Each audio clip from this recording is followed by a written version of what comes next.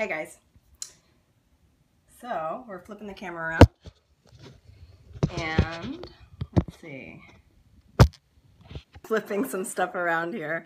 Anyhow, I wanted to give you a couple tips on Periscope, and so I've got a few notes here, but some of you guys are new and I wanted to give you an idea of kind of how I set things up and how I work things, because I think that Periscope is such a new platform, and so we're just gonna give you some simple tips, but also how to set up your Periscope account. So right now I have my phone, which has a magnetic closure, and I'm in my bedroom facing a window, but my magnetic closure allows me to stick my phone anywhere. And oftentimes you're going to see people giving Periscope tips like this, right? And it's just a little awkward. I don't know Van Persie. So the thing about it is, though, you can then like magnetically attach this to your fridge, to anything that has metal.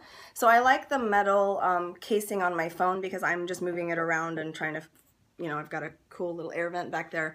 But basically I can set it anywhere, and I'm facing the window as opposed to facing like the darkness. So some people will like do this and you can't see the person.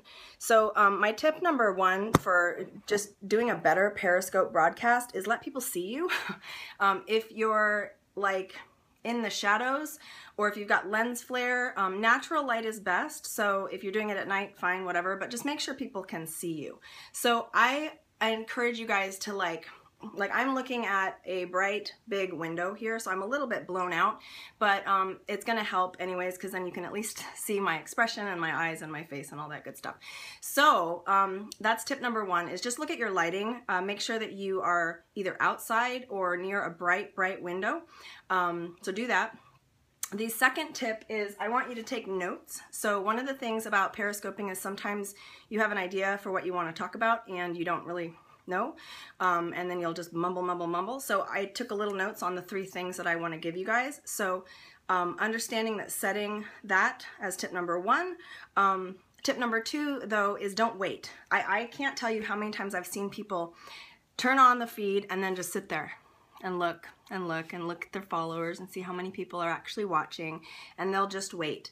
The thing about it is this is a live broadcast, but it's also a recording. So what's going to happen is it's going to stay around for about 24 hours, and anybody that hops on my feed, if I would just sat there and waited until people showed up, you know, they're going to be like, how boring is that? So get started, try and figure out what you can say right away, do right away, and just go for it. The third thing is that there's that weird beginning part of your frame that people will like start the broadcast. The broadcast always starts on your back lens, not your front lens.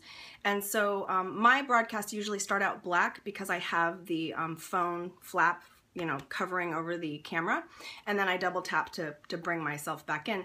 But do know that it's better for me to try and do a picture of myself or a picture of a dog or a picture of a, you know, kid, meaning like the actual opening first frame is what's going to show up in the feed for everybody. So what you'll want to do is have something that your very first capture frame should be something interesting and not your feet.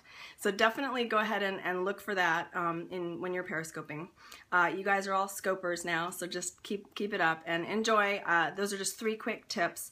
The thing about starting Periscope and understanding Periscope, we'll get into that more later, but it's pretty self-explanatory. Some people have questions about hearts, and we'll get into that in other scoping sessions just so that you understand some of the stuff. So my name is Jen O'Sullivan, and I will talk to you guys later. Bye.